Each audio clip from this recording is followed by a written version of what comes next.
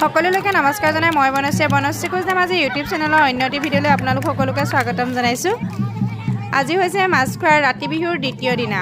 মাছ খোৱাবাসী হিচাপে বহুত গৌৰৱান্বিত, কাৰণ এই মাছ খোৱাৰ ৰাতি বিহুৱে এইবাৰ ৰূপালী জয়ন্তী বৰ্ষ পালন কৰিবলৈ সক্ষম হৈছে। আৰু এই ৰূপালী জয়ন্তী বৰ্ষৰ এই বৰ্ণাঢ্য শোভাযাত্ৰাৰ অংশগ্ৰহণ কৰিবৰ বাবে আহিছে আমাৰ অতি মৰমৰ বোলছবি জগতৰ অভিনেত্ৰী গীতাৱলী ৰাজকুমাৰী বা লগতে আহিছে বিভিন্ন ঠাইৰ পৰা বিভিন্ন জনগোষ্ঠীয় দলসমূহৰ লগতে বিহু দলসমূহ আহিছে। তেনেহ'লে আহকচোন সকলোৱে এই বৰ্ণাঢ্য শোভাযাত্ৰাটি উপভোগ কৰোঁ।